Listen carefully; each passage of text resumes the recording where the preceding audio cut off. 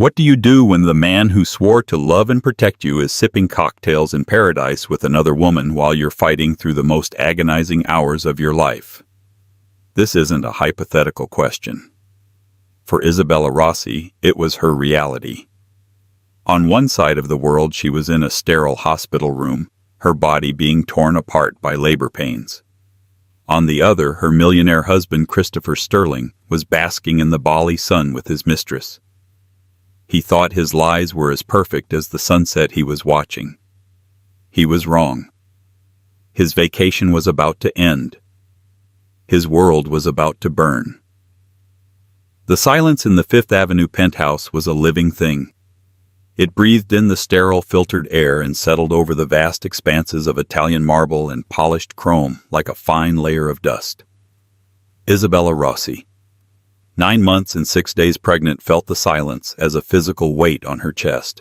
From her perch on a custom-made Roche-Beaubois sofa, she could see the entirety of Central Park unfurling below a vibrant tapestry of green against the gray steel of the city. It was a view that cost 8 figures a view, that was supposed to signify that she had everything.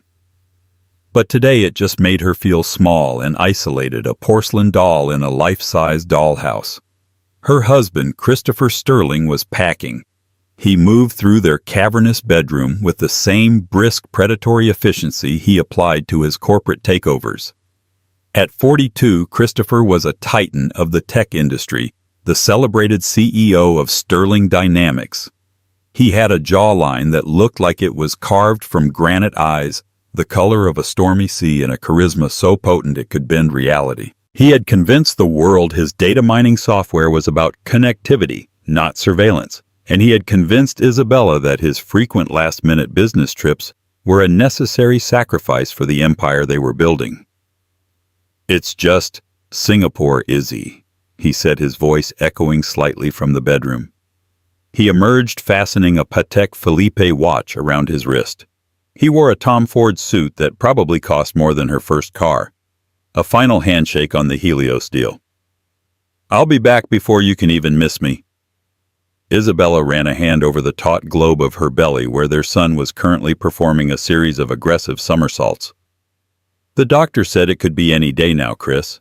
He specifically said no more travel for you either." He crossed the living room and knelt before her, his expensive cologne filling the space between them. He took her hand, his thumb stroking her knuckles. It was a practiced disarming gesture. "And I'll be on the first flight back the second you feel a real contraction. My jet is on standby. You have my word." His eyes were sincere, his expression a perfect mask of concern. He was good. He was so good. She wanted to believe him. For 5 years she had built her life around believing him. She'd been the perfect wife, elegant, supportive, a gracious hostess, and a silent partner in his relentless ambition. She had overlooked the late nights, the hushed phone calls, the faint scent of unfamiliar perfume on his shirts. She had chalked it up to the pressures of his world, the cost of living in the stratosphere. She had chosen to trust him. But pregnancy had sharpened her senses, honing a primal intuition she didn't know she possessed. And right now, that intuition was screaming. "Singapore, huh?" she asked, keeping her tone light. "Who are you meeting with Mr. Tanaka again?" A flicker, so slight she would have missed it a year ago. But not now. His eyes held hers for a fraction of a second too long. "And is bored. It's a whole song and dance, you know how it is." He leaned in and kissed her, a brief, dry press of lips. "Don't worry, Sophia is on her way over. You won't be alone." He stood up, grabbing his leather carry-on. "I'll call you the moment I land." "I love you." "I love you too," she whispered to his retreating back. The lie tasted like ash in her mouth. The heavy penthouse door clicked shut and the oppressive silence rushed back in. Isabella stayed on the sofa listening to the hum of the city far below. Singapore, the Helios deal. It all sounded so plausible. Christopher was a master of plausible deniability. She pulled her laptop from the side table, the sleek metal cool against her skin. Her fingers trembled slightly as she opened the browser. She wasn't a spy. She wasn't a jealous wife. She was just checking. A verification. She typed in the name of the airline Christopher used for his private jet. A quick search of tail numbers, a trick her journalist sister had taught her, brought up a flight log. A jet owned by Sterling Dynamics had filed a flight plan 2 hours ago. Destination Denpasar, Bali. Not Singapore. Bali. The air left her lungs in a painful rush. Bali. The word conjured images of romantic getaways of honeymooners and lovers of turquoise water and white sand beaches. It was the opposite of a stuffy corporate boardroom in Singapore. Her mind raced, trying to find an explanation, a reason. A stopover. A last-minute change of venue. But the lie had been so specific. Mr. Tanaka, the board. Just then a sharp, searing pain shot through her lower back, wrapping around her abdomen like a band of hot steel. She gasped, her hand flying to her belly. It was different from the Braxton Hicks contractions she'd grown used to. This was a deep primal clench that stole her breath and made the billion-dollar view swim before her eyes. Another one followed a few minutes later, stronger this time. Her water hadn't broken, but she knew. This was it. She fumbled for her phone, her fingers slick with a cold sweat. Her first instinct was to call Christopher, to tell him to turn the plane around, that his son was coming. But she paused, her thumb hovering over his name. He had lied to her, so casually, so completely. If she called him now, what would she be met with? More lies. Would he pretend to be in a meeting in Singapore while the sound of ocean waves echoed in the background? The betrayal was a sharper pain than the contraction. It was a cold, jagged shard of ice sliding into her heart. Her phone buzzed in her hand. It was her younger sister, Sophia. Soph Isabella breathed, relieved. "Hey, just got out of the subway. I'll be up in 5. Did the Prince of Lies get off to his fake business meeting okay?" Sophia had never trusted Christopher. She saw him not as a charismatic titan, but as a narcissistic predator. Isabella had always defended him, had always accused her sister of being too cynical. But now, he's gone. "Soph?" Isabella said, her voice cracking. Another contraction hit, and she couldn't suppress a low moan. "Izzy, was that... Are you okay?" "Is it time? I think so," she gasped. "And Sophia?" He lied. "He's not going to Singapore. He's going to Bali." There was a moment of silence on the other end of the line. Then Sophia's voice, stripped of all its usual levity, came through cold and hard as steel. "Okay, Izzy. Okay. Don't you worry. I'm almost there. We'll handle this. First, we're going to get you to the hospital and have this baby." Then she paused. "We are going to burn his kingdom to the ground." The sterile white walls of the Lenox Hill Hospital birthing suite felt like they were closing in on Isabella. Every beep from the fetal heart monitor, every rustle of a nurse's scrubs was magnified into a deafening roar. The contractions were coming faster now, relentless waves of agony that crested and crashed, leaving her gasping and trembling in their wake. And through it all, one thought looped endlessly in her mind: Bali. Bali. Bali. Sophia was a whirlwind of controlled fury. She had taken charge the moment she'd walked into the penthouse, her face pale with rage on her sister's behalf. She'd packed the hospital bag with calm efficiency, helped Isabella into the car, and now stood guard by her bedside, her phone in her hand, her expression grim. "Have you tried calling him again?" Isabella asked, her voice raspy. 14 times, Sophia said, not looking up from her screen. "Go straight to voicemail every time. I'm sorry I can't take your call right now." The pre-recorded message is almost as fake as he is. She had already texted him a dozen times. "Isabella's in labor.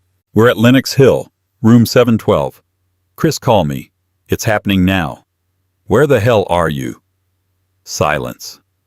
An hour after they arrived, a single text message finally came through from Christopher. It was clearly sent from an in-flight Wi-Fi service, delayed and impersonal. "Just landed. Brutal flight. Meetings all day. Will call when I can. Kiss Izzy for me. Hope she's feeling okay." Sophia showed the screen to Isabella, her jaw tight. He hopes you're feeling okay.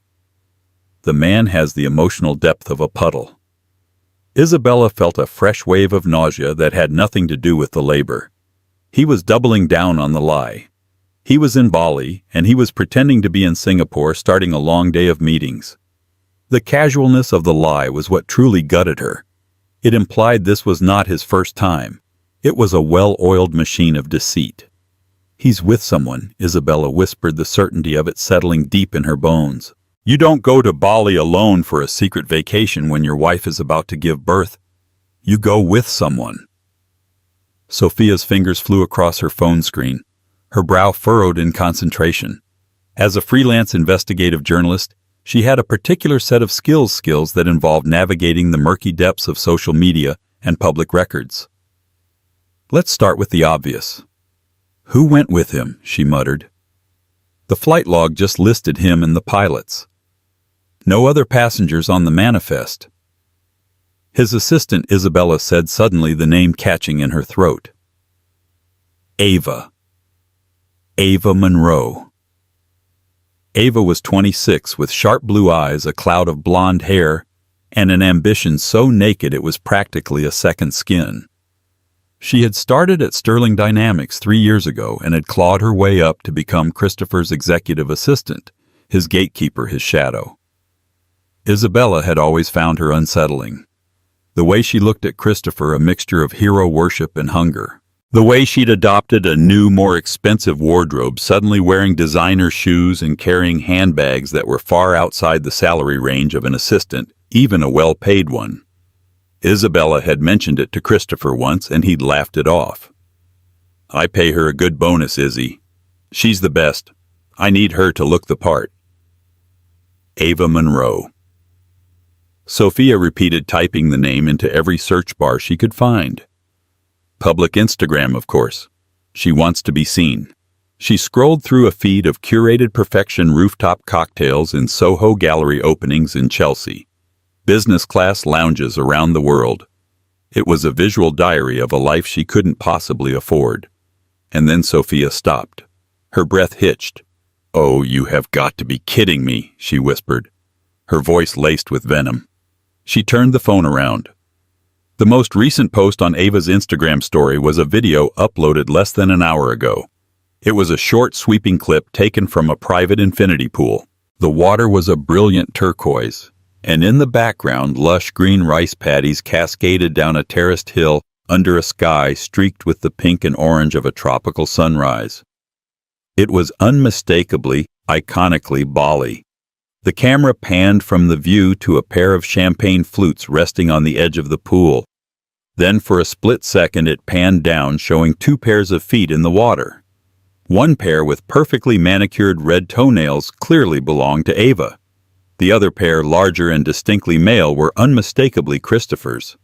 Isabella knew his feet better than her own. She'd given him countless foot rubs after his long days. But it was the caption that delivered the final fatal blow. A single word dripping with smug intimacy. Paradise. The air in the hospital room turned to ice. Isabella stared at the screen at the image of her husband's feet intertwined with his assistant's in a Balinese paradise, while she lay broken and bleeding in a hospital bed an ocean away. The digital world collapsed into the physical one, and the betrayal was no longer a suspicion, but a glaring, undeniable fact. A sound escaped her lips, a raw, wounded cry that was part grief, part rage. That?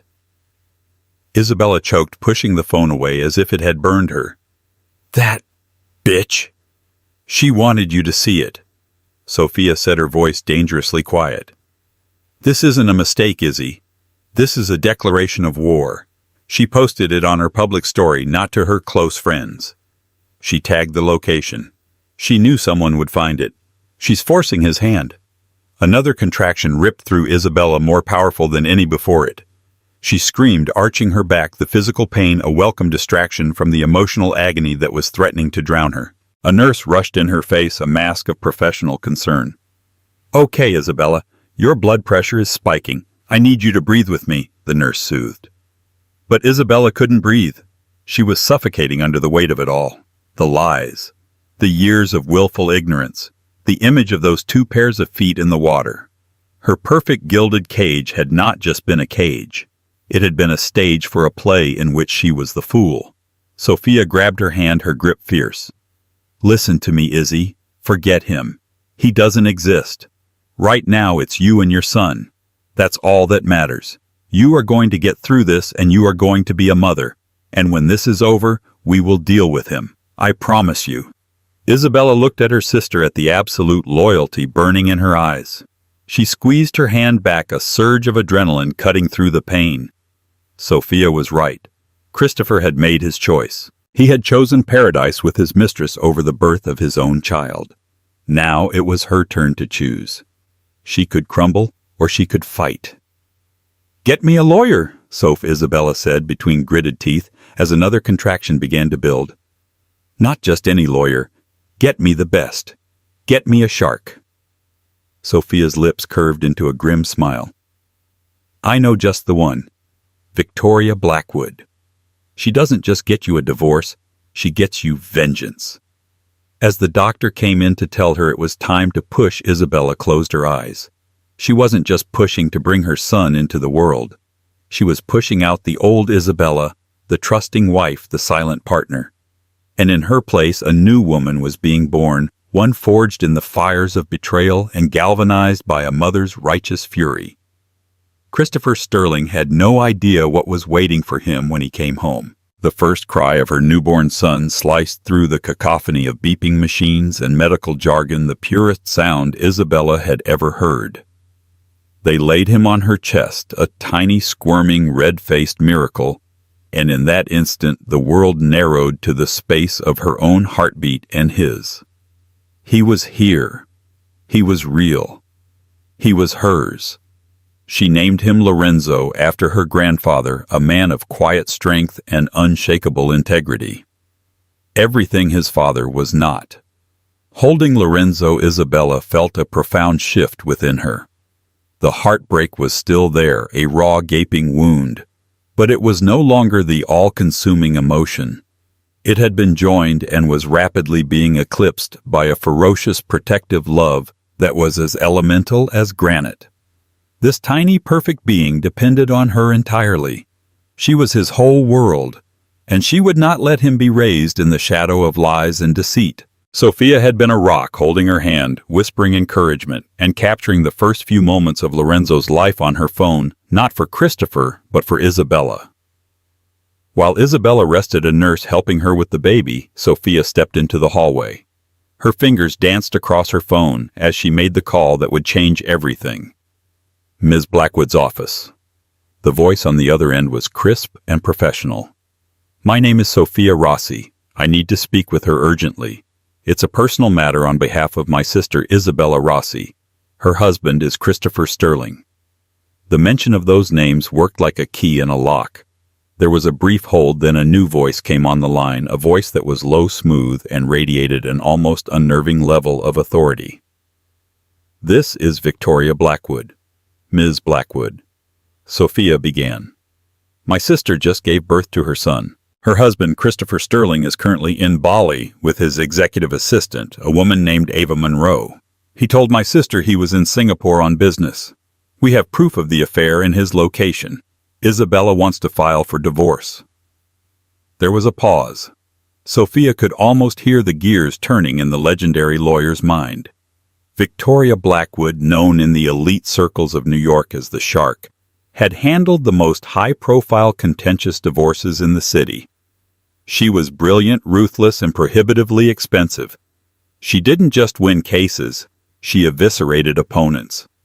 "Does he know you're aware of the situation?" Victoria asked. "No.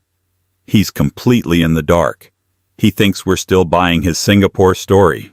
And the proof time-stamped photos from the Mistress's public Instagram account geotagged in Bali, a copy of the jet's flight log, and a string of text messages from him lying about his whereabouts while my sister was in active labor. "Excellent," Victoria said, the word cutting through the line. "Tell your sister to get some rest. Tell her not to contact him under any circumstances. No angry texts, no tearful phone calls. Complete and total silence. He is to hear nothing from her. Am I clear? Crystal Sophia replied. I'll have a retainer agreement messengered to the hospital within the hour. My team is already pulling every financial document related to Mr. Sterling we can get our hands on. Let him enjoy his vacation. It will be his last. Meanwhile, in a $5,000 a night private villa at the Mulia Resort in Bali, Christopher Sterling was indeed enjoying himself. He floated on his back in the infinity pool, a bintang beer sweating in his hand, the tropical sun warming his skin. Ava Monroe, clad in a barely there bikini, swam up and draped her arms around his neck. You seem tense, she purred, kissing his chin. Still thinking about work. Christopher sighed, pulling her closer. Just feeling a little guilty, that's all.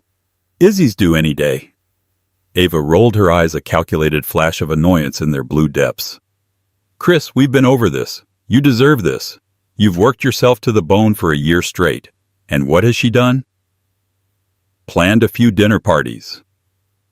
Her biggest stress is picking out nursery furniture. You needed a real break with someone who understands your world. Her words were like a soothing balm on his conscience. Ava was sharp hungry, and she made him feel like the king he believed himself to be. Isabella, especially during the pregnancy, had become different. Softer, more focused on the baby, less on him and his empire. It was boring. I know, he said. It's just bad timing. There's never a perfect time, she said, her voice dropping to a conspiratorial whisper. Isn't it time you stopped feeling guilty? You and I were the real deal. She's just an obligation. A beautiful, expensive obligation you've outgrown. This was the narrative Ava had been spinning for months. She wasn't just a fling. She was his intellectual and spiritual partner. She had positioned herself as his savior, the only one who truly understood the burdens of his genius. She had orchestrated this trip, convincing him it was necessary. She had even been the one to subtly suggest he tell Isabella it was Singapore, a place that sounded more like work and less like pleasure. And she had been the one to post the Instagram story. It was a calculated risk. She knew Christopher's world was hermetically sealed. He assumed no one in their New York circle would be looking at his assistant's social media. But Ava knew better. In the digital age, there were no secrets. She had seen the way Isabella's sister looked at her, the undisguised suspicion. She was counting on Sophia to be her unwitting messenger. Ava didn't want to be a secret anymore. She wanted to be the next Mrs. Sterling. This was her power play. I should probably check in, Christopher said, pulling himself out of the pool and reaching for his phone. He saw the string of missed calls and texts from Sophia. A jolt of panic shot through him. He opened the last one. Where the hell are you? Shit, he muttered. What is it? Ava asked, feigning concern. Isabella's in labor. Sophia's been texting for hours. He started pacing the poolside deck, his mind racing. Why didn't I get these before? The service here is terrible, remember, Ava said smoothly, already having anticipated this. You said it yourself.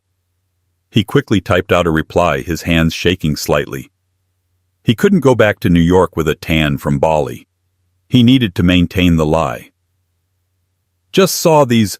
My phone was off in meetings all day. This is incredible news. How is she?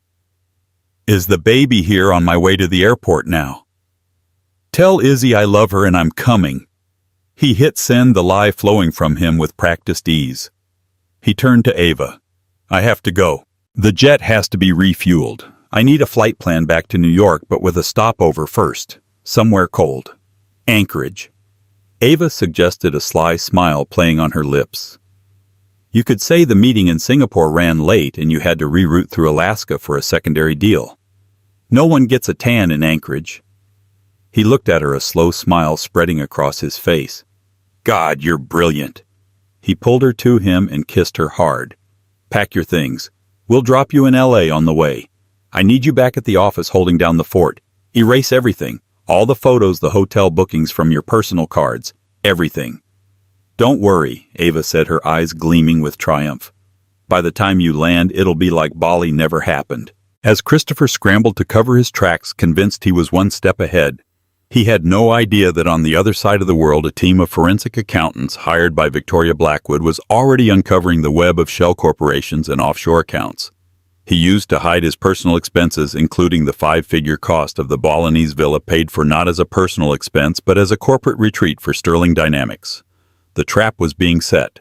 The shark was circling, and the prey was swimming right towards her. The Gulfstream G650 descended through the clouds over Queens, the familiar skyline of Manhattan rising to meet it. Christopher Sterling straightened his tie and ran a hand through his hair. He felt a pang of genuine excitement. He was going to be a father. He imagined walking into the hospital room, flowers in hand, full of apologies about the unavoidable world-altering business in Singapore. Isabella would be tired, but she would forgive him. She always did. He'd hold his son for the first time, and this whole messy Balinese interlude would be forgotten, a secret locked away between him and Ava. He'd spent 2 hours on the tarmac in Anchorage, making a series of frantic, backdated business calls to sell the lie. He'd even bought a cheap airport snow globe as a prop. He was ready. His story was airtight. As the jet taxied towards the private hangar at JFK, he saw a black Escalade waiting on the tarmac. Good. His driver was here. Everything was going according to plan. The jet door opened, and the cool New York air hit him. He took a deep breath, slipping into the role of the devoted husband rushing home to his family. He descended the steps, his leather carry-on in hand. But as he reached the bottom, it wasn't his usual driver who stepped out of the Escalade. It was a woman he didn't recognize, dressed in an impeccably tailored gray suit, her silver hair cut in a severe, elegant bob. Her expression was utterly devoid of emotion. Behind her, 2 large stone-faced men in dark suits emerged from the vehicle. "Christopher Sterling?" the woman asked. Her voice was calm, but it cut through the air like a shard of glass. "Yes," Chris said, confused. "Who are you?" He looked past her, expecting his driver Frank to appear. "My name is Victoria Blackwood," she said, her eyes locking onto his. "I'm your wife's attorney." The words hit Christopher like a physical blow. Wife's attorney. The phrase made no sense. Why would Isabella have an attorney? An attorney like Victoria Blackwood, whose name he knew from the gossip pages, always attached to the most brutal corporate and matrimonial legal battles in the city. I don't understand," he stammered, his carefully constructed composure beginning to crumble. "I think you do," Blackwood said coolly. She gave a slight nod to one of her men. He stepped forward and handed Christopher a thick manila envelope. Christopher stared at it, his hand frozen in midair. "What is this?" "That is a summons and complaint for divorce," Victoria stated, her voice flat. "On the grounds of adultery, among other things. It also contains a temporary restraining order preventing you from accessing or transferring any marital assets, and a court order barring you from the Fifth Avenue residence. You are not to go home, Mr. Sterling, and you are not to contact my client in any way." Christopher's mind reeled. Adultery. Restraining order. How could she possibly know it was impossible? He had covered his tracks. Ava had erased everything. "This is insane," he sputtered, finally finding his voice. "There's been a mistake. My wife just had a baby. I was in Singapore on business. I can prove it." He gestured vaguely with the hand holding the Anchorage snow globe. Victoria Blackwood allowed herself a small, cold smile. It didn't reach her eyes. "Ah, yes. Singapore. And I suppose the stopover in Anchorage was for the Polar Bear Convention." She took a step closer, lowering her voice so only he could hear. "Let me save you the trouble of perjuring yourself further. We have the flight logs from your jet to Denpasar. We have the receipts from the Mulia Resort billed to a shell corporation as a team-building exercise. And we have a lovely high-definition screenshot from Ms. Monroe's Instagram story featuring your feet enjoying the paradise you chose over attending the birth of your son." Every word was a hammer blow, systematically demolishing his reality. He felt the blood drain from his face. He looked past Blackwood, his eyes desperately scanning the area. And that's when he saw them. At the edge of the private tarmac, just far enough to be legal, was a small group of photographers. Their long lenses were trained directly on him. One of them he recognized, a notorious paparazzo who worked for Page 6. And standing near them, watching the scene unfold with a look of cold satisfaction, was his sister-in-law, Sophia. She held up her phone as if toasting him before turning away. He had walked directly into a perfectly executed ambush. "You can't do this."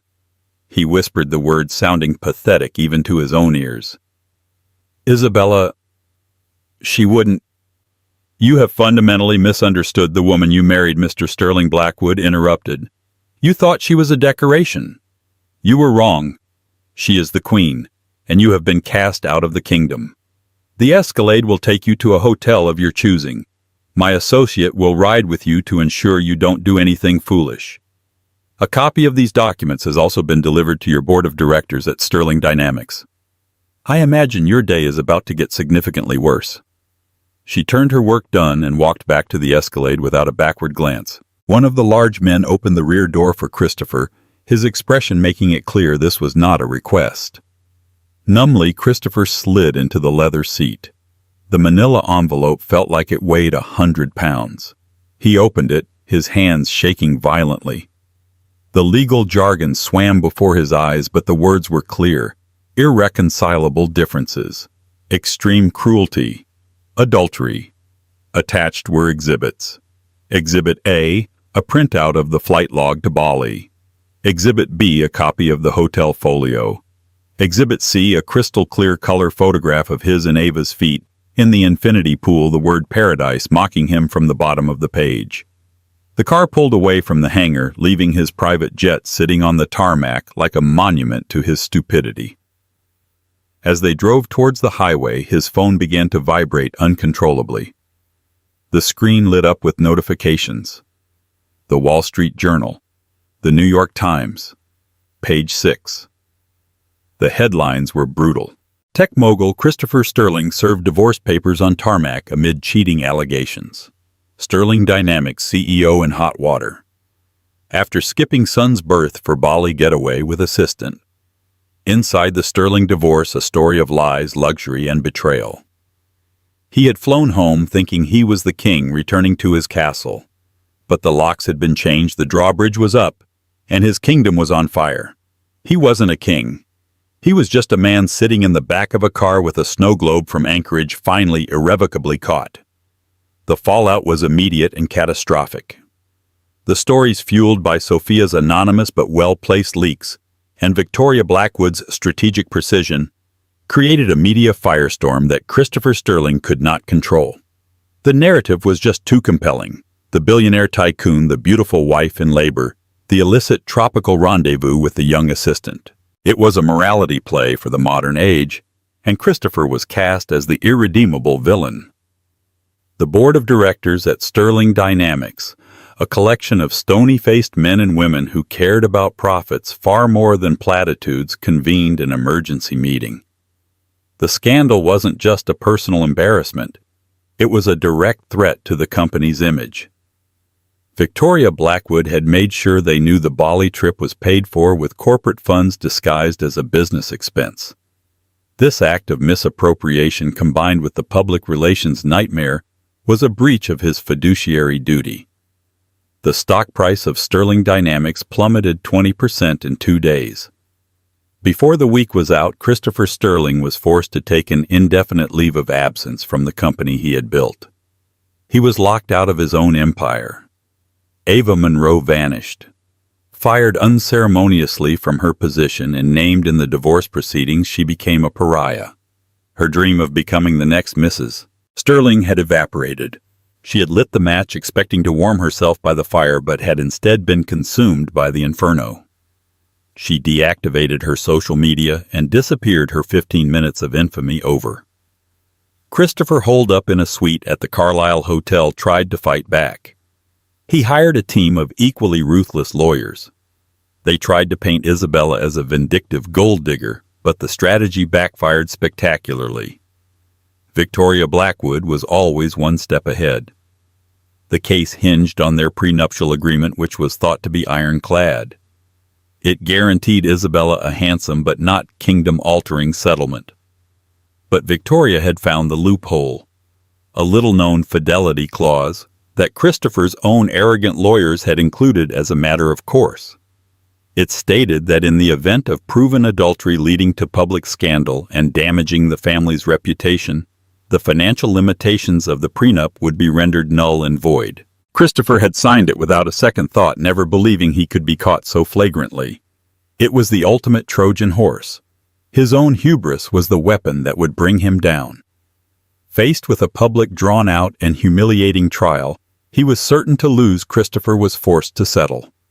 It was one of the largest divorce settlements in New York history. Isabella Rossi was no longer just a millionaire's wife. She was in her own right an exceptionally wealthy woman. But Isabella cared little for the money itself. For her, it was about justice. It was about security for her son. While the legal battle raged in courtrooms and boardrooms, her world had become small and wonderfully focused. Her universe was the quiet of the penthouse, which the court had awarded her, and the scent of her baby's skin. It was the soft weight of Lorenzo sleeping on her chest, his tiny fingers curled around hers. She learned the rhythm of his needs, the language of his cries. She found a strength she never knew. She had a deep well of resilience and love that had been untapped during her years as Christopher's wife. Her sister Sophia was a constant presence, a doting aunt who delighted in making Lorenzo giggle. The silence of the penthouse was no longer oppressive. It was peaceful. The view of Central Park was no longer a symbol of isolation. It was a promise of walks in the sunshine of a future she would build herself on her own terms. 6 months after that fateful day at the airport, Isabella sat on the same Roche-Beaubois sofa where her old life had ended.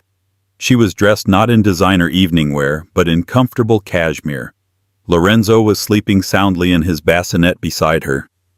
On the coffee table in front of her was not a stack of invitations to society galas, but a business proposal. Using a portion of the settlement, she was establishing a foundation.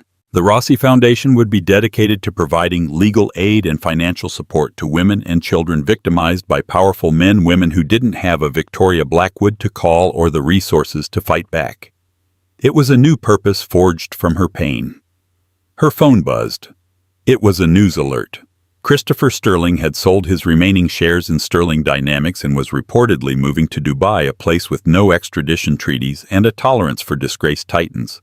He was a ghost, a cautionary tale whispered about at cocktail parties. Isabella glanced at the headline, then dismissed the notification without a second thought. He was a chapter of her life that was now closed. She looked at her son, then back at the proposal in her hands. The sun streamed through the large windows, bathing the room in a warm golden light. For the first time in a very long time, Isabella Rossi felt truly free.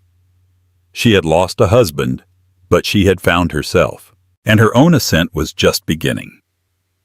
4 years later, the name Isabella Rossi was no longer synonymous with scandal, but with power. Not the borrowed reflective power of a billionaire's wife, but a genuine hard-won influence that she wielded with grace and precision. The Rossi Foundation had become a formidable force in New York philanthropy, a sanctuary, and a sword for women navigating the treacherous intersection of domestic strife and financial disparity. Isabella was no longer a society page footnote. She was a feature in Forbes, celebrated for her strategic acumen and unwavering commitment. The Fifth Avenue penthouse, once her gilded cage, was now her fortress and command center. Lorenzo, now a boisterous and bright 4-year-old with his mother's warm eyes and a stubborn chin, she privately admitted came from his father, was the sun in her universe. Their life was a happy rhythm of preschool drop-offs, afternoons in Central Park, and quiet evenings filled with picture books and Lego creations that sprawled across the marble floors. He knew nothing of Bali, of restraining orders of the man whose DNA he shared. To Lorenzo, his world was complete. It consisted of his mom, his adoring Aunt Sophia, and a loving circle of friends. Christopher Sterling was not a ghost in their home. He wasn't even a memory. One crisp autumn afternoon, Isabella was in the Foundation's downtown office, a sleek modern space worlds away from the opulent sterility of Sterling Dynamics. She was deep in a case file, a particularly nasty one involving a real estate tycoon trying to use his wealth to bankrupt his wife into giving up custody of their children. It was a story Isabella understood in her very bones.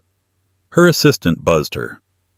"Ms. Rosie Victoria Blackwood is on line 1 for you. She says it's urgent." Isabella felt a familiar prickle of apprehension. Calls from Victoria were rare and never trivial. She picked up the receiver. "Victoria, what's happened?" "Isabella." Victoria's voice was as calm and sharp as ever. "He's back." Isabella didn't need to ask who he was. A cold knot formed in her stomach, an unwelcome echo of a life she had long since left behind, back where in New York landed at Teterboro this morning. "His lawyers have already been in touch with my office. He's petitioning the court for visitation rights." The audacity of it was breathtaking. For 4 years, Christopher hadn't sent so much as a birthday card. He had made no attempt to contact Lorenzo, adhering to the original settlement agreement which had awarded Isabella sole legal and physical custody with no mandated visitation for him, a concession he'd made easily at the time, desperate to make the scandal disappear. "On what grounds?" Isabella asked, her voice dangerously quiet. "The usual," Victoria said with a sigh. "He claims he's a changed man. He's spent the last few years reflecting and rehabilitating his character. He says he has a right to know his son. His lawyers are trying to frame our original agreement as something he was coerced into during a time of extreme duress. Duress he brought entirely upon himself." Isabella snapped, anger flaring hot and fast. "Let me guess, his business ventures in Dubai didn't pan out. My sources say he burned through most of his capital trying to launch a new tech venture that failed spectacularly." Victoria confirmed. "He's not broke, not by a long shot, but he's no longer in the Sterling Dynamics stratosphere. He's a diminished man, and diminished men often look to the past to reclaim a sense of power. He's not getting it from me." "Or from my son," Isabella said, her resolve hardening into steel. "Fight him, Victoria. Use everything we have." "Of course," Victoria said. "But Isabella, he's going to try and play this out in the media. A father's desperate plea. He'll try to paint you as the cold, vengeful woman keeping a son from his repentant father. You need to be prepared for that." The warning came too late. By the time Isabella got home that evening, the first volley had already been fired. A source close to Christopher Sterling had leaked a story to a major tabloid. The headline was sickeningly predictable: "Repentant tycoon returns to America to fight for the son he's never met." The article was a masterpiece of spin filled with quotes about Christopher's profound regret and his deep abiding love for a child he'd only ever seen in paparazzi photos. Sophia was waiting for her in the penthouse, her face a thundercloud. "The snake has slithered out from under his rock," she spat, holding up her tablet displaying the article. "How dare he? It's a tactic, Soph. He's trying to get to me to force a reaction," Isabella said, pulling off her coat. She went to the window, looking down at the city lights.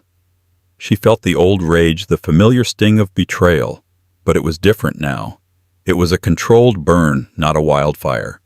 She was no longer the woman who crumbled. She was the woman who strategized.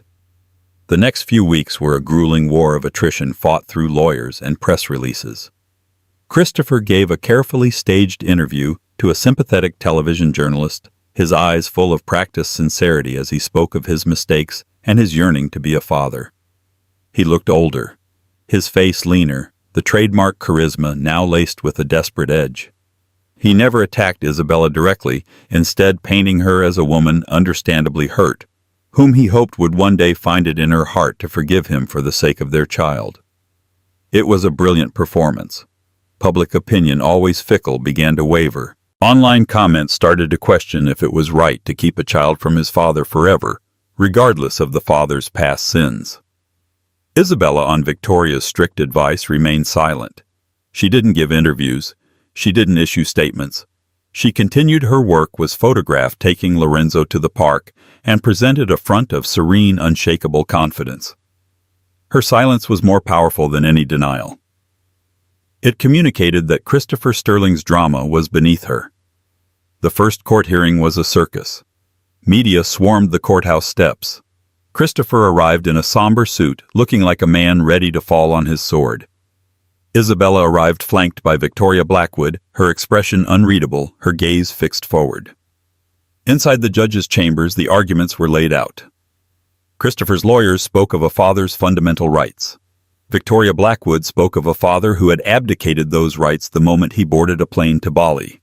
She spoke of 4 years of complete and total silence, of a lack of any financial or emotional support beyond what was court-ordered. She painted a picture, not of a repentant father, but of a failed businessman, looking for a new lifeline, a new way back into the public eye, using his son as a pawn. Then Victoria played her trump card. A ghost from Christopher's past Isabella never thought she'd hear from again. "Your Honor," Victoria said, "we would like to present a sworn affidavit from Ms. Ava Monroe." A stunned silence fell over the chamber. Christopher's face went white. Victoria continued, "Ms. Monroe, who currently resides in Ohio under her married name, has provided a statement detailing how Mr. Sterling pressured her into a non-disclosure agreement after his divorce, paying her a substantial sum to remain silent. More pertinently, she details numerous conversations during their time together in which Mr. Sterling referred to his unborn child as a complication and a future obligation. He expressed zero interest in the child beyond the heir he was expected to produce. His trip to Bali, she states, was planned specifically as a last hurrah before being tied down. There was never any intention of returning for the birth. Victoria let the words hang in the air. The affidavit systematically dismantled Christopher's narrative of the pining, regretful father. It exposed him for what he was, a narcissist whose only regret was getting caught. The judge, a no-nonsense woman in her 60s, read the affidavit, her expression growing colder with every page.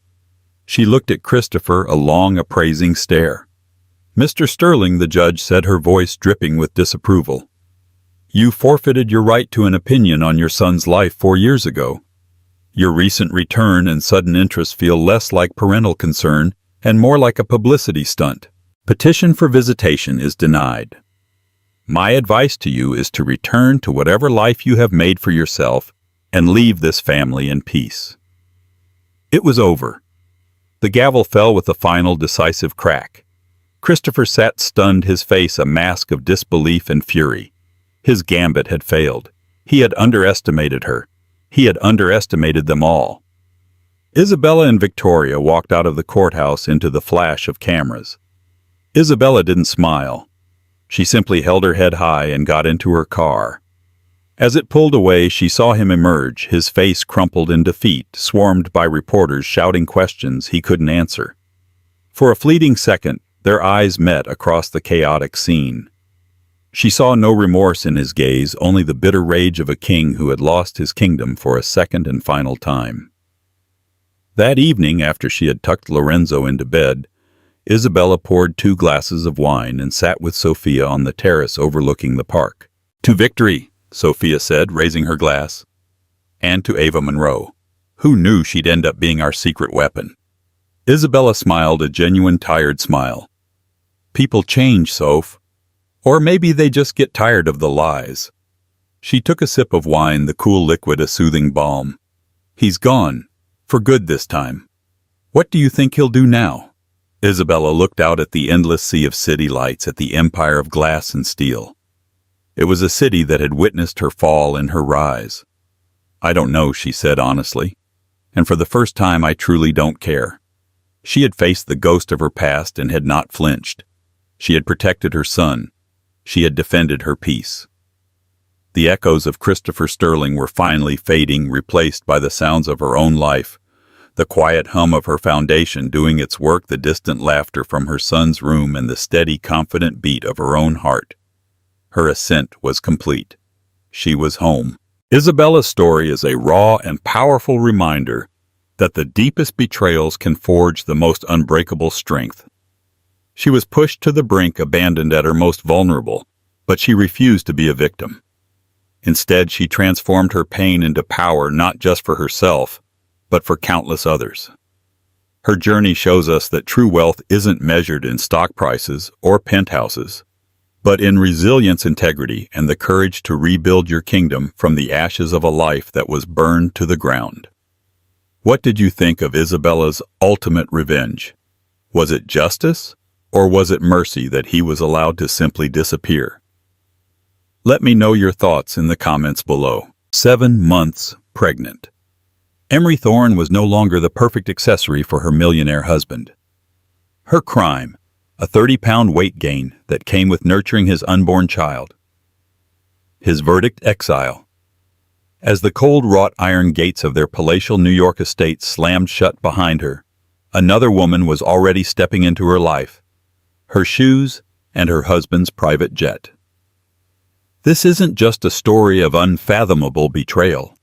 It's the story of a woman left with nothing but the fierce, protective love for her baby, a woman who decided that from the ashes of her perfect life, she wouldn't just rise, she would build an empire and take back everything. The air in the penthouse apartment overlooking Central Park was always chilled to a precise 68 degrees Fahrenheit, the way Damien Thorne liked it. It was an atmosphere that seemed to seep into the very bones of the place, a sterile perfection that mirrored its owner. From the outside, Damien and Emery Thorne were the city's golden couple. He, a self-made real estate magnate with a jawline as sharp as his business acumen and a portfolio that glittered with skyscrapers and luxury resorts. She, the beautiful, doe-eyed philanthropist whose grace and quiet elegance made her the perfect counterpart to his ambition. Their life was a meticulously curated series of events, galas at the Met Summers in the Hamptons, spontaneous shopping trips to Paris, and Christmases spent on the sun-drenched beaches of St. Bart's. They were regulars at restaurants like Per Se and Daniel, where their table was always waiting. Their world was one of bespoke suits, Hermes Birkin bags that Emery collected with the disinterest of a child collecting stamps and the constant subtle hum of the engine of their Rolls-Royce Phantom as it navigated the city streets. Damien didn't just like beautiful things, he demanded them. He saw his life as a brand, and every element within it, including his wife, had to be flawless. Emery had met Damien when she was a budding art historian consulting for a gallery he had acquired. He was captivated by her knowledge, her quiet confidence, and of course her willowy, Audrey Hepburn-like frame. He pursued her with the same single-minded intensity he applied to his business deals. He showered her with gifts, whisked her away on his jet, a sleek Gulfstream G650ER he'd christened the Titan, and made her believe she was the center of his universe.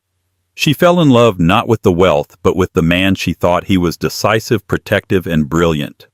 They married in a lavish ceremony at the Oaxaca Castle on Long Island, a fairy tale event that was the talk of the society pages for months. For the first 3 years the fairy tale held, Emery learned to navigate his moods, his obsession with control, and his almost pathological need for order. She organized their homes, the penthouse, the Hamptons estate, the Aspen Chalet, with military precision. She hosted flawless dinner parties, charmed his business partners, and never ever had a hair out of place. She was in every sense Mrs. Damien Thorne, a perfect reflection of his success. The first hint of a crack in their gilded cage came with the 2 pink lines on a pregnancy test. Emery was overjoyed. She had longed for a child, for a warmth to fill the sometimes lonely spaces of their cavernous homes. When she told Damien, he was initially ecstatic. A son and heir to the Thorne empire was the one acquisition he hadn't yet made. A boy, of course, he'd declared, pouring 2 glasses of vintage Dom Perignon, pushing one towards her before retracting it. "Oh, right. Not for you. We'll get you some sparkling cider. We'll have to plan the nursery. I want the best. Italian furniture, hand-painted murals. Nothing is too good for my son." The joy, however, was short-lived. It began to curdle as Emery's body began to change. The first trimester was a blur of morning sickness that left her pale and exhausted. Damien's patience wore thin. "Are you still sick? he'd ask, his tone laced with annoyance as he fastened the cuff of his Richard Mille watch. "You need to get a handle on this, Emery. We have the Anderson charity benefit on Friday. You can't be seen looking so green." She tried. She forced down crackers, sipped ginger ale, and plastered a smile on her face for the cameras. But as she moved into her second trimester, the sickness subsided, and a new problem emerged: her appetite. For the first time in her life, Emery was truly hungry. The carefully controlled diet of salads and grilled fish that had maintained her size 0 figure was no longer enough. She craved pasta, bread, fruit, the very things Damien had always referred to as filler. And with the cravings came the weight. A gentle rounding of her belly at first, which Damien found novel. He'd place a proprietary hand on it at parties, a proud patriarch in waiting. But then her hips began to widen, her face lost its sharp angular quality, and her breasts swelled. The comments started subtly. "Are you sure you need a second helping of that, darling? Think of the baby," he'd say, a charming smile playing on his lips that didn't reach his cold, assessing eyes. "Those trousers seem a bit snug. Perhaps we should have your stylist bring over some more accommodating pieces. Maternity wear. But something chic, of course." Emery tried to brush it off. Pregnancy was a natural process. Women gained weight. It was for their child, their son. But Damien's remarks grew more frequent, more pointed. He would watch her eat, his gaze critical, making her feel gluttonous and ashamed for nourishing his own child. One evening, as she was getting ready for a dinner at Jean-Georges, she stood before the full-length mirror in their dressing room. She was 5 months pregnant now, and a soft, undeniable bump pushed against the silk of her custom-made gown. She felt a surge of love for the life inside her, a fluttering kick that made her gasp with a quiet joy. Damien walked in, adjusting his bow tie. He stopped and stared at her reflection. His face, usually a mask of cool control, twisted into a look of genuine distaste. "My God, Emery," he said, the words sharp as shards of glass. "Look at you. You're letting yourself go completely." The joy she'd felt moments before evaporated, replaced by a cold dread. "Damien, I'm pregnant. I'm supposed to gain weight. The doctor says I'm perfectly healthy." "I don't care what the doctor says," he snapped, walking over to her. He didn't touch her belly. Instead, he pinched the flesh at her waist. "This is just sloppy. I married a thoroughbred, not a broodmare. You have to maintain some standards." Tears pricked her eyes. "How can you say that? This is our baby, and you think our baby wants a mother who looks like this? You're an extension of me, Bella. When people look at you, they're looking at my judgment, my taste. And right now what I see is a lack of discipline." The words struck her with physical force. It wasn't about her health or the baby's. It was about his image. She was a painting he had bought, and now in his eyes the canvas was warping. The next 2 months were a descent into a quiet, private hell. Damien put her on a strict diet monitored by their private chef. He scheduled mandatory sessions with a personal trainer who specialized in prenatal containment. He would weigh her not in the privacy of their bathroom but in the home gym, marking the number on a whiteboard as if she were a failing stock. Her weight gain slowed, but it didn't stop. She was growing a human being, and her body was doing what it was designed to do. But every pound was a new failure in Damien's eyes. He stopped touching her. The proprietary hand on her belly was gone. He slept on the far edge of their California king bed, a chasm of cold sheets between them. Their social life dwindled. He made excuses to attend events alone, claiming she needed her rest. In reality, Emery knew he was ashamed to be seen with her. The golden couple was tarnished. The isolation was suffocating. Their friends were his friends. Their world, his world. Who could she turn to? Admitting the truth that her billionaire husband was starving her, weighing her like livestock, felt insane. They would never believe it. They only saw the charming, successful Damien Thorne, the man who gifted hospitals and funded orphanages. They didn't see the tyrant who reigned within the pristine walls of their penthouse. She began to notice a new name appearing on his phone, a notification that would flash and be dismissed with a flick of his thumb: Amber. When she once casually asked who it was, he gave her a look that froze the question on her lips. "A business associate," he said curtly. "Don't pry." But Emery saw the late-night texts, the sly smiles he'd give his phone when he thought she wasn't looking. A quick search on Instagram revealed the truth. Amber Rayton was a model and influencer, all long limbs, surgically enhanced curves, and a permanently vacant pout. Her feed was a monument to narcissism, bikini shots in exotic locations, champagne glasses held in perfectly manicured hands, and captions filled with vapid pseudo-philosophy. She was everything Emery was not: brazen, artificial, and unapologetically transactional. And Emery noticed with a sinking heart, she was a size 00, the perfect unchanging accessory. Emery was now 7 months pregnant. She had gained 30 pounds, a number Damien recited with the same disgust he might use for a catastrophic business loss. The love she once felt for him had withered, replaced by fear and a growing, simmering resentment. She was no longer just fighting for her own dignity. She was fighting for the health of her unborn child. She started to sneak food, hiding granola bars in her closets and eating chocolate in the bathroom like a guilty teenager. The shame was immense, but the primal need to nourish her baby was stronger. The fairy tale was over. She was living in a beautiful, expensive cage with a keeper who was growing more monstrous by the day. She didn't know it yet, but the door to that cage was about to be flung open, not into freedom, but into a cold, unforgiving abyss. The breaking point arrived, as it so often does, under the glittering chandeliers of a public spectacle. It was the annual fundraising gala for the New York Children's Foundation, an event the Thorns had chaired for the past 2 years. This year, Damien had tried to get out of it. "You're in no condition to be seen, Emery," he'd stated, not asked, a week before the event. He was scrolling through stock reports on his tablet, not even bothering to look at her. She was sitting on the chaise lounge in their bedroom, her swollen ankles propped up on a pillow. "It's for the Children's Foundation, Damien," she replied, her voice steady despite the tremor in her hands. "I'm on the board. Not showing up would be a scandal. People will talk." "Let them talk," he scoffed. "Better they speculate than they see this." He made a vague, dismissive gesture in her direction. A spark of defiance, long dormant, ignited within her. "I'm going," she said, her voice firmer this time. "I have a dress. It's been tailored. I will look perfectly acceptable." Damien finally looked up from his tablet. His eyes narrowed into icy slits. "Fine," he hissed. "But if you embarrass me, Emery, I swear to you there will be consequences."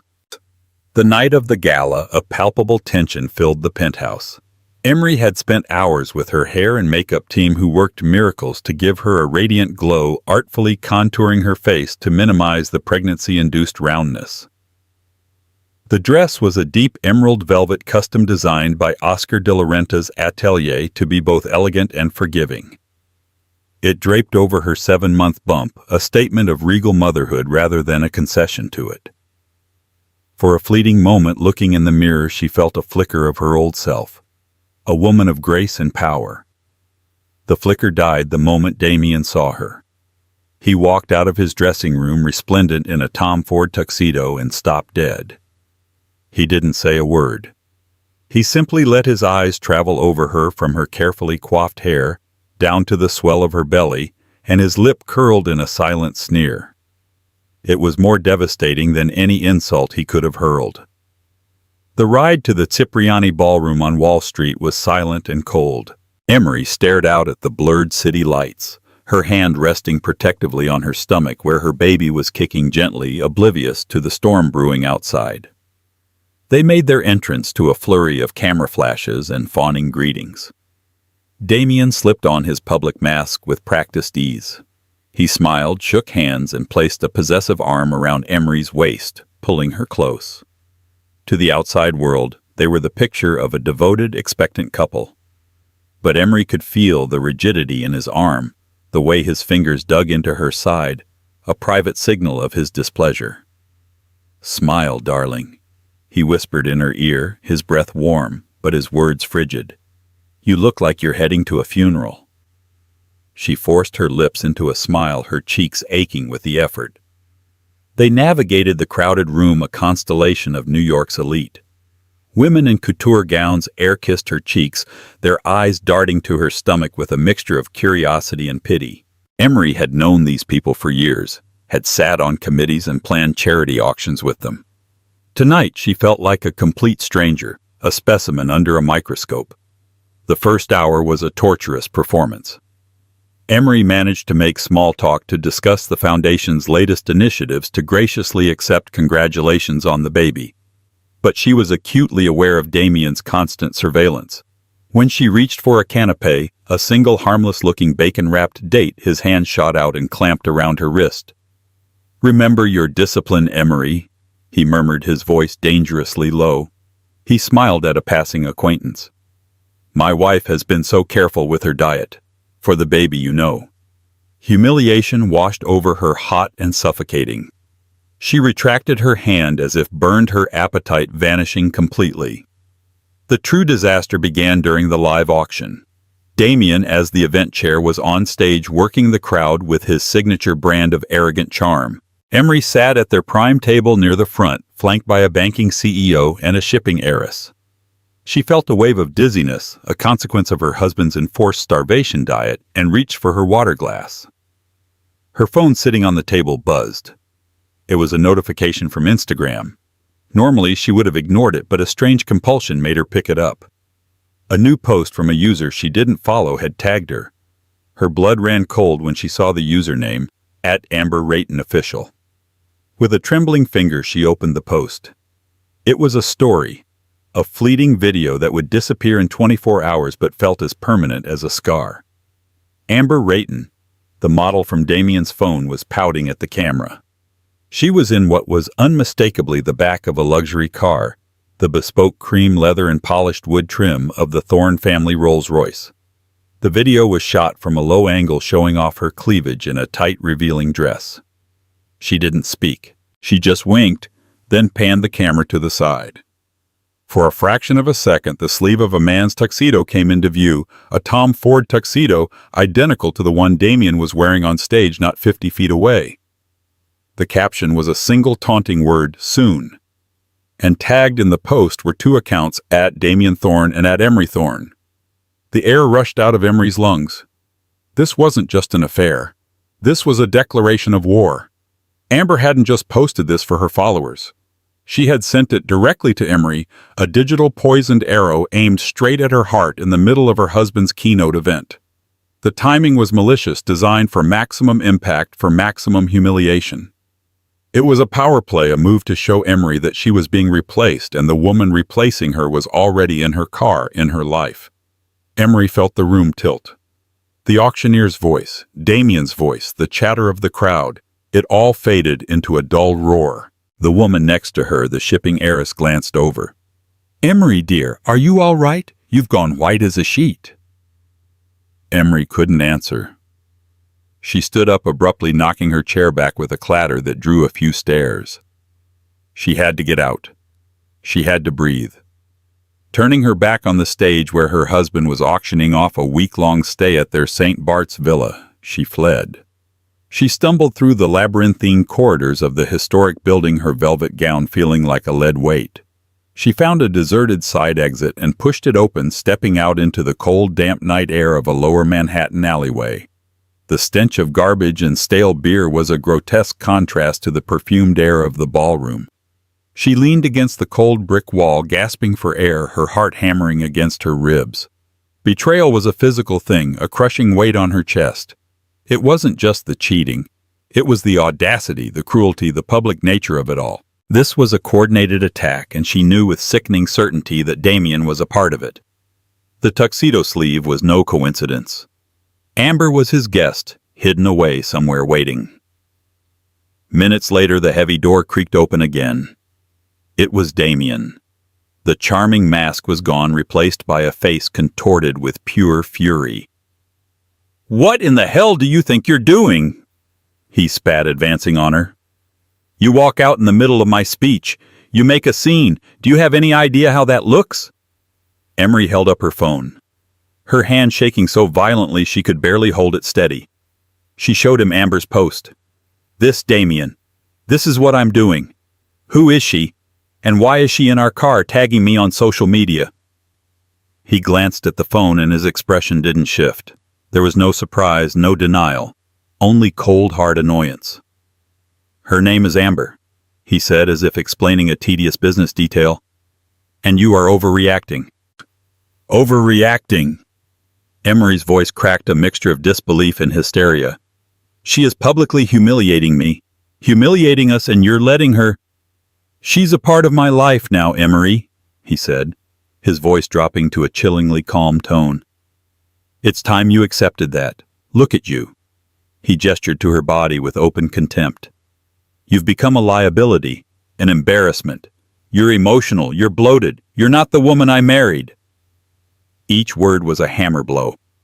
"I am carrying your child," she shrieked, the sound echoing in the narrow alley. "Don't you dare use that as an excuse," he roared, his composure finally breaking. "You think that gives you a free pass to turn into this cow? I gave you everything, Emery, a perfect life, and all you had to do was maintain your end of the bargain. You had to be beautiful. You couldn't even do that." The raw, unfiltered cruelty of his words finally broke through her shock and grief, replacing it with a white-hot rage. "The bargain?" she whispered, her voice trembling with fury. "Was that the bargain, Damien? To be your pretty, silent, anorexic doll? To be an object on your shelf that you could discard the moment it showed a single imperfection?" "Yes," he shouted, his face inches from hers. "That was the bargain, and you broke it." He turned to go back inside. "Clean yourself up and get back to the table. We will discuss your future later." But Emery didn't move. The spell was broken. The man she had loved, the life she had lived, it was all a lie. A beautifully constructed, soul-crushing lie. She stared at the closed door, the muffled sounds of applause filtering through. He had gone back to his adoring crowd, leaving her in the filth of the alley. She was no longer just in a cage. She was being cast out of it. And as the first drops of a cold rain began to fall, she knew the discussion about her future would not be a negotiation. It would be a sentencing. The drive home was a silent tableau of impending doom. Damien sat in the front with the driver, his back ramrod straight, refusing to even acknowledge her presence. Emery huddled in the expansive back seat of the Rolls-Royce, the same car Amber had been in just hours before, feeling a chill that had nothing to do with the night air. She felt contaminated, a trespasser in her own life. The plush leather seats seemed to mock her, a reminder of a world she no longer belonged to. When they arrived at their private elevator that led directly into the penthouse, Damien finally spoke. His voice was devoid of all emotion, flat and final. "Pack a bag," he said, not looking at her as he strode towards the bar and poured himself a large scotch. Emery stood frozen in the marble-floored foyer. "What are you talking about, Damien?" He took a long swallow of his drink before turning to face her. His eyes were as dead as a winter sky. "I am talking about the end of this. The end of us. I want you out. Tonight." The words hung in the sterile air. Out. Just like that. Her mind struggled to process the finality of it. Out. Where am I supposed to go? I'm 7 months pregnant with your child. You can't just throw me out on the street. A humorless laugh escaped his lips. Watch me. I can, and I will. You are no longer my wife, Emery. You are a problem I am solving. As for the child, he swirled the amber liquid in his glass. My lawyers will be in touch. I will of course provide for my son, but I will not have his mother be you, not like this. The sheer arrogance, the cold-blooded transactional nature of his decision was breathtaking. He was severing her from her life as cleanly as a surgeon excising a tumor. You can't do this, she whispered, tears finally streaming down her face, tracing paths through her expensive makeup. We have a life together. We have history. I love you. The last words came out as a desperate, pathetic plea, and she hated herself for it. No, he said, placing his glass down with a decisive click. You loved the life I gave you, and that life is over. You made your choice when you decided to let yourself fall apart. I'm making mine." He glanced at his watch. "I have a car waiting downstairs in 30 minutes. Be in it, or my security will escort you out."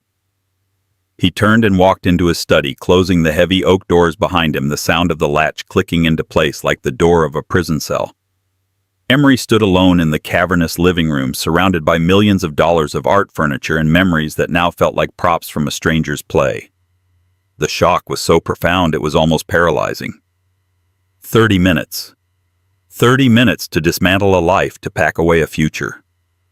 She stumbled towards their bedroom, a magnificent suite with panoramic views of the park, the king-sized bed, the silk sheets, the walk-in closet the size of a small apartment. It was all part of the set. Her closet was a temple of couture, a rainbow of Chanel, Dior, and Valentino. Shoes she'd never worn, purses that cost more than a car. It was all meaningless. With numb fingers, she pulled out a single suitcase. What did one pack for an eviction? She grabbed a few simple, comfortable maternity dresses, a pair of flat shoes, her toiletries. She saw the emerald velvet gown from the gala crumpled on a chair, a sad, discarded symbol of her final humiliation. She left it there. Her eyes fell on the jewelry box on her vanity.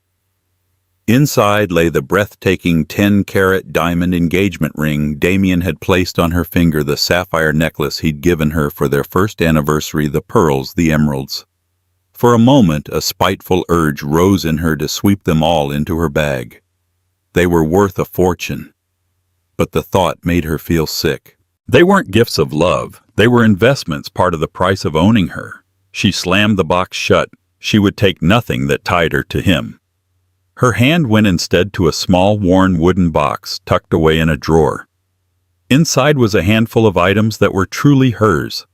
A locket with a picture of her parents, a faded postcard from her college study abroad trip to Florence, a small silver charm bracelet she'd had since she was a girl. These were the remnants of the woman she was before she became Mrs. Damien Thorne. She swept them into her handbag. As she zipped the suitcase, a wave of gut-wrenching sobs overtook her. She sank to the floor, her body shaking, her arms wrapped around her belly. It wasn't the loss of the wealth that broke her. It was the absolute annihilation of her reality. The man she had built a life with, the father of her child, had looked at her and seen nothing of value. He was discarding her as easily as he would a losing stock. A sharp knock on the bedroom door made her jump. It was one of Damien's security guards, a large, impassive man named Frank. "The car is ready, Mrs. Thorne," he said, his voice polite but firm. He wouldn't meet her eyes. "It's just Emery now, Frank," she said, her voice raw. She pulled herself to her feet, wiping her eyes with the back of her hand.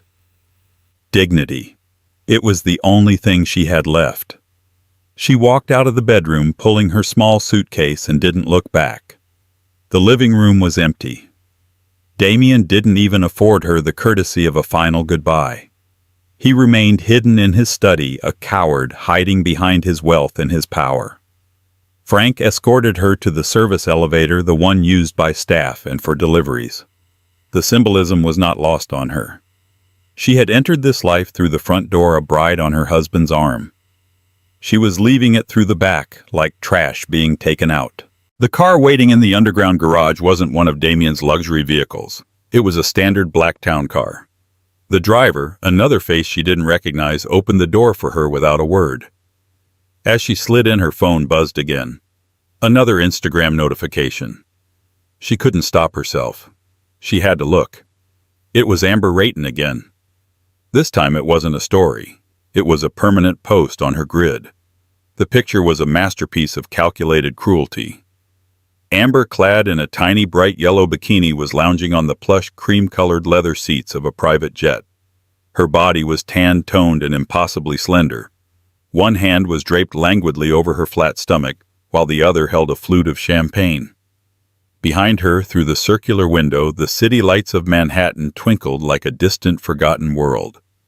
Anyone who had ever seen a picture of Damien Thorne knew his jet.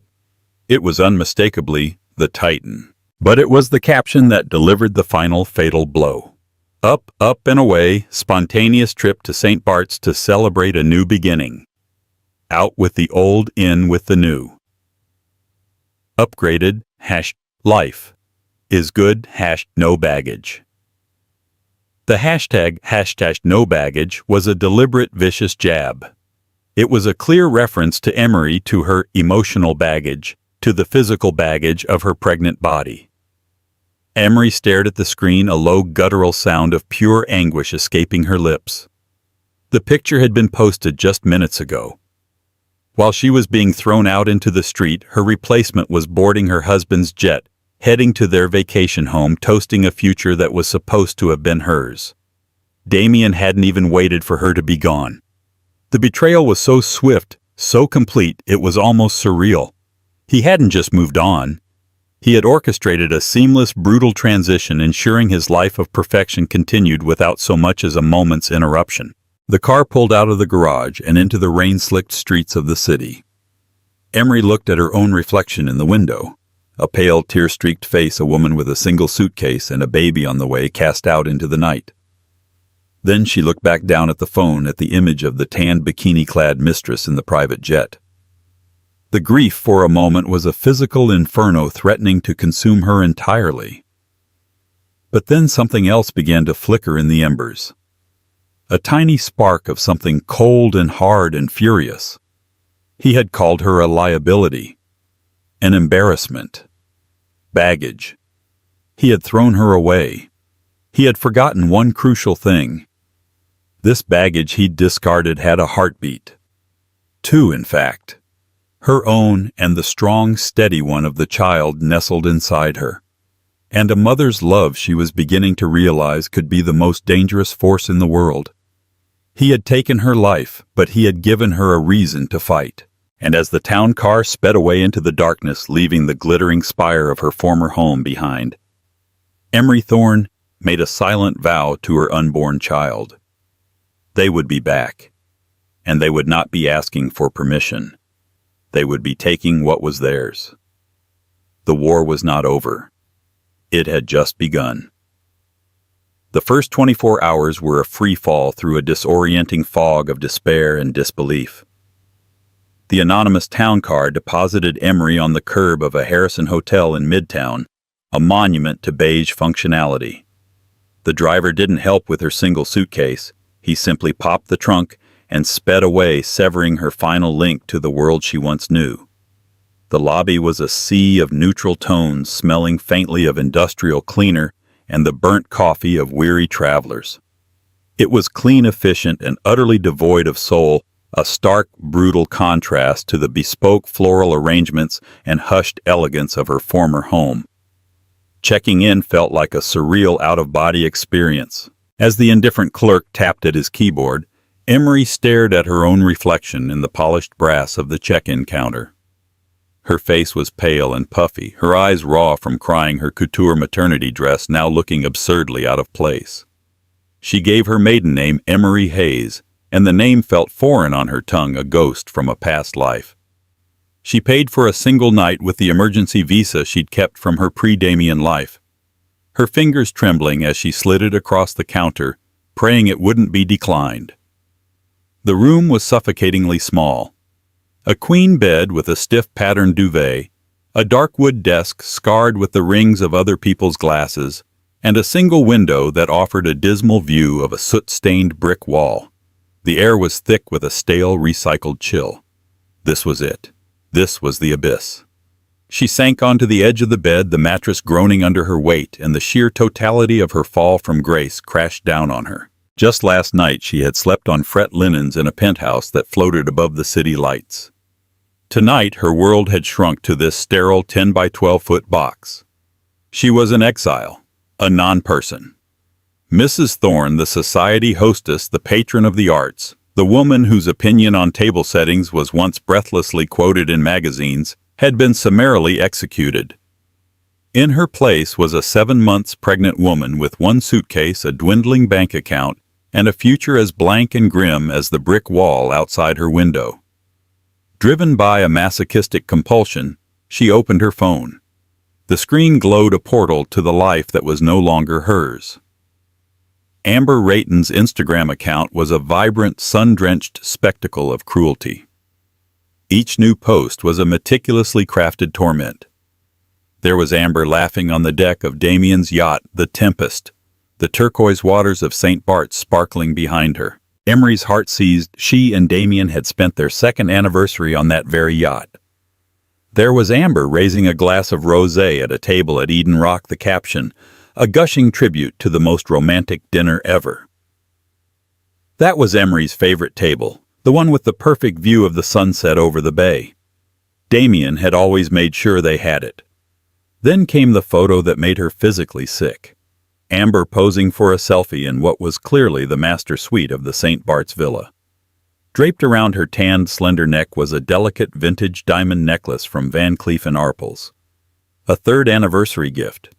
Emery had agonized over leaving it behind, and now here it was adorning the throat of her replacement. Damien hadn't just given it to her. He must have had it flown out specifically for her, a deliberate desecration of their shared history. The comments section was a dizzying mix of fawning praise and hungry speculation. You are living the dream. Who is this mystery billionaire spoiling you? A few astute followers tagged Damien, but the comments were quickly deleted, scrubbed clean by some unseen digital janitor. Then Emery saw it, a comment from a burner account, a faceless profile with 0 posts. Looks like he traded in a Rolls-Royce for a rental. Enjoy it while it lasts, sweetheart. Trophies get dusty. The comment was a tiny pinprick of light in the suffocating darkness. Someone else saw it. Someone else knew. She screenshotted it just before it vanished, holding on to it like a talisman. Morning came, but with it no relief, only the cold, sharp edge of reality.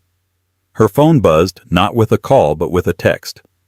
It was from an unknown number, clinical and devoid of any human warmth.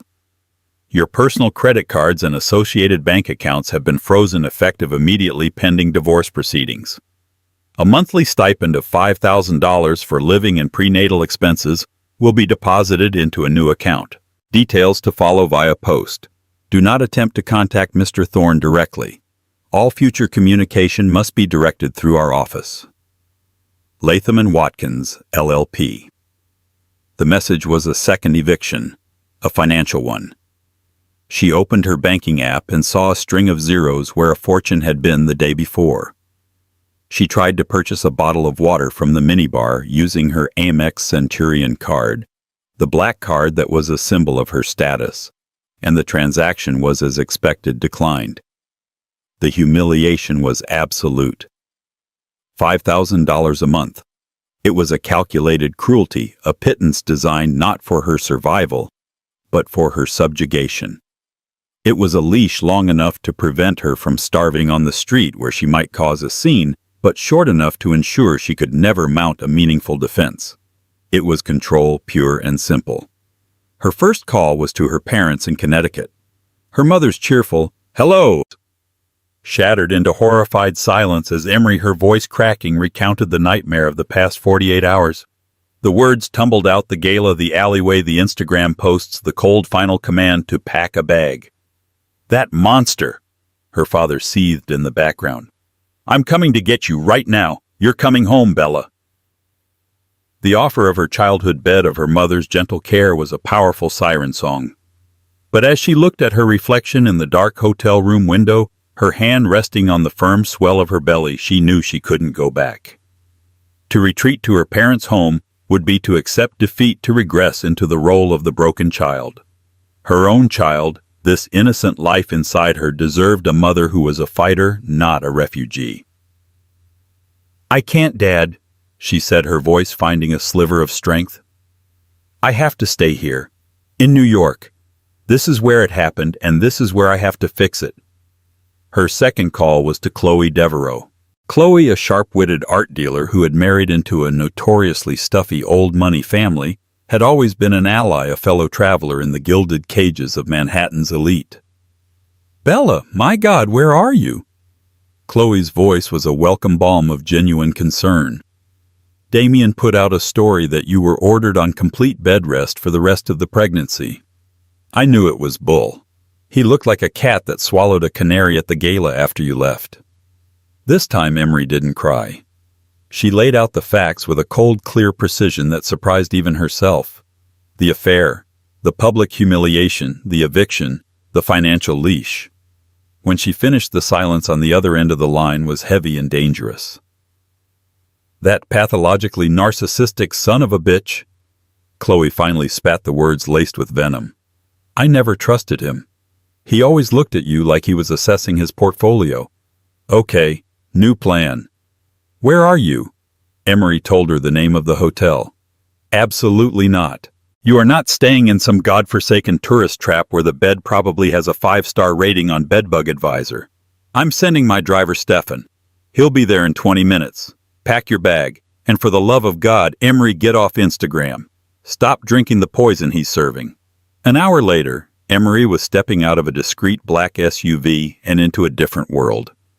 Chloe hadn't taken her to her own sprawling Park Avenue apartment, but to a charming private garden apartment on a tree-lined street in the West Village. It was a world away from the cold modernism of the penthouse.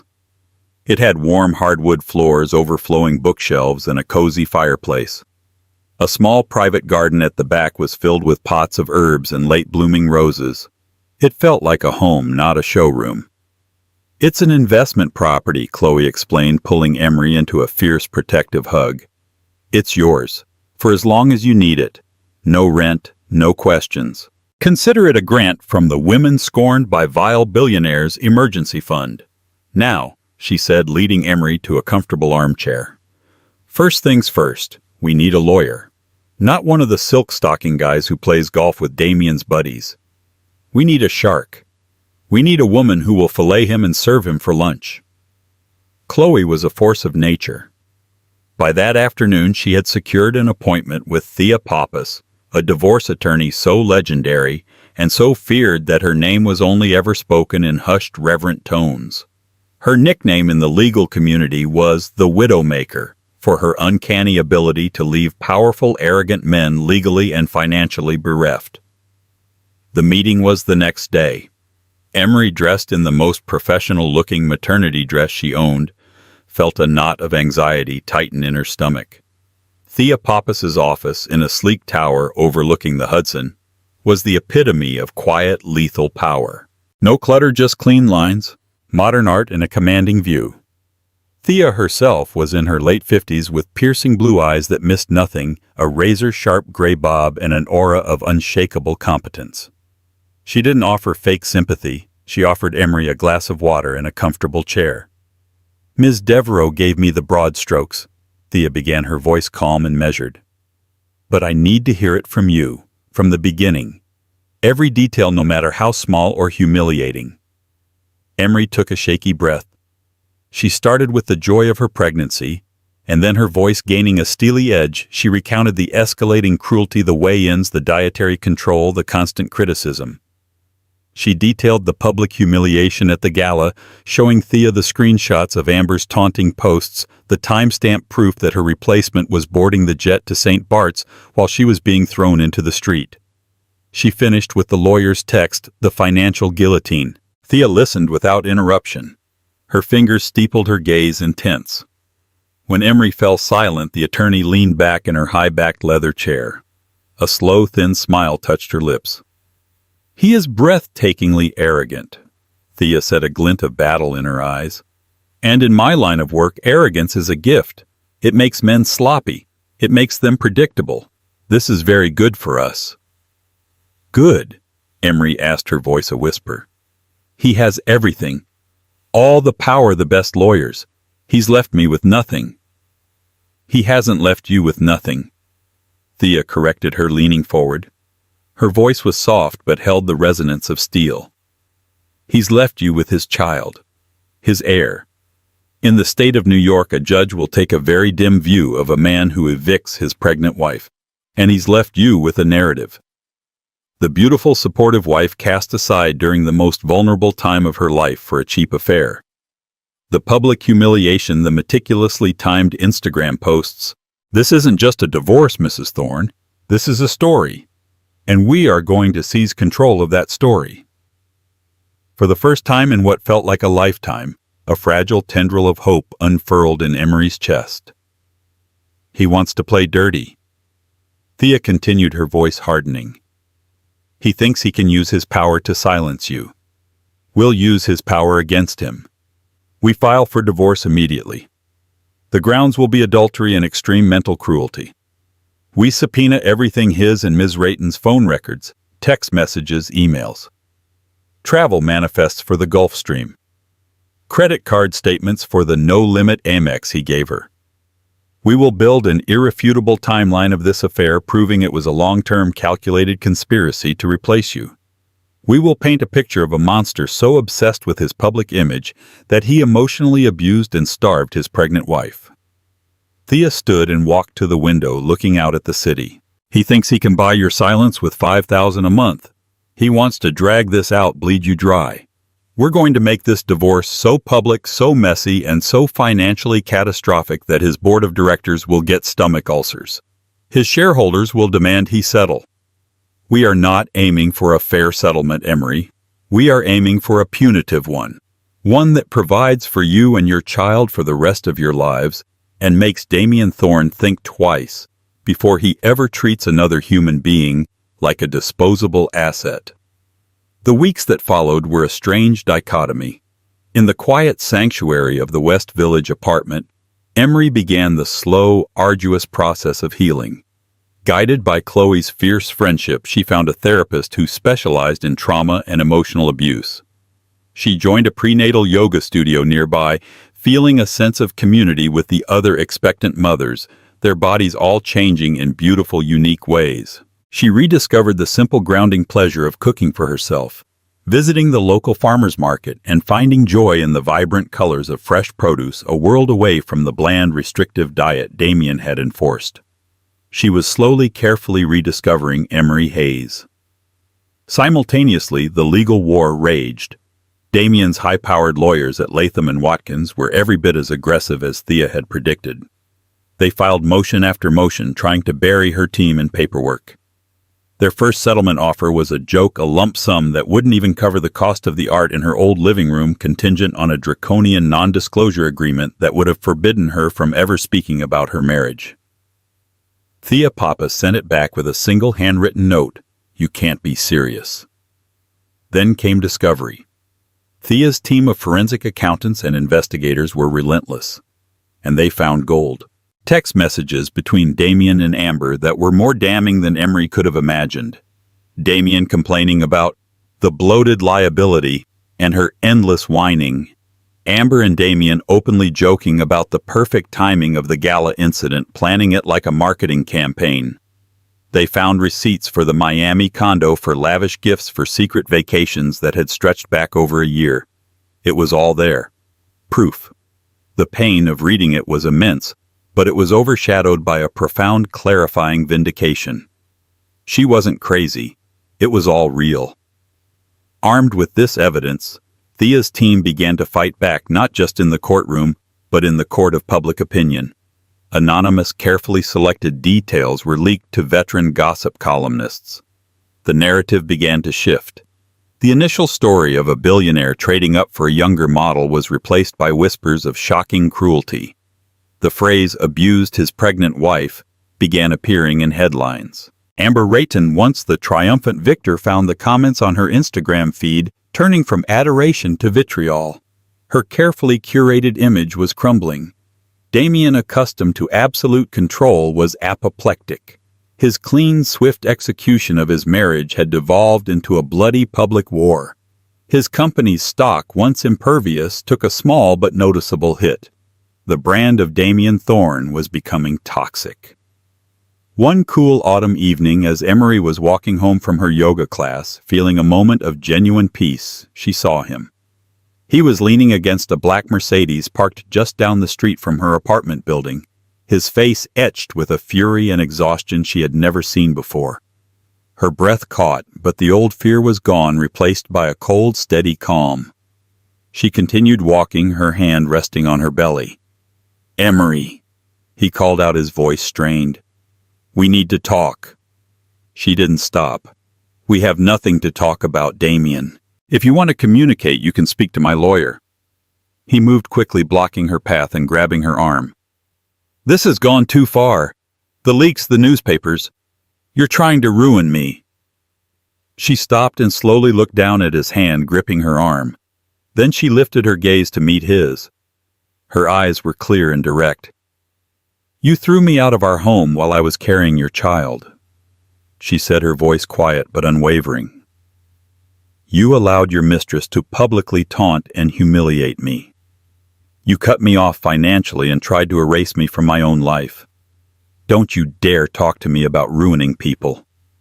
His face fell, his arrogance momentarily punctured by the simple, unassailable truth of her words. She pulled her arm from his grasp with a finality that startled him. "You did this to yourself," she said, stepping around him. "Now, if you'll excuse me, I need to go rest. It's what's best for your son." She walked into her building without looking back, leaving him standing alone on the darkening sidewalk. For the first time in his meticulously curated life, Damien Thorne looked utterly and completely defeated. The power dynamic had irrevocably shifted. He had started a fire certain she would be consumed by the flames. He had never once imagined that she would emerge from them not burned but forged into something stronger than he could ever comprehend. Emery's journey from a discarded wife to a symbol of resilience captivated the city. Her story wasn't just about a marriage falling apart. It was a powerful testament to a woman's strength in the face of unimaginable cruelty and public humiliation. She transformed her pain into power, her despair into determination. While Damien's carefully constructed empire began to show deep, irreparable cracks under the weight of his own arrogance and the public scandal, Emery focused on building a new life, one of authenticity, strength, and most importantly, love for her soon-to-be-born child. Her fight was for more than just a settlement. It was for her identity, her future, and for the right to define her own worth beyond the shadow of a powerful man. What do you believe is the ultimate justice in a story like this? Let us know your thoughts in the comments below.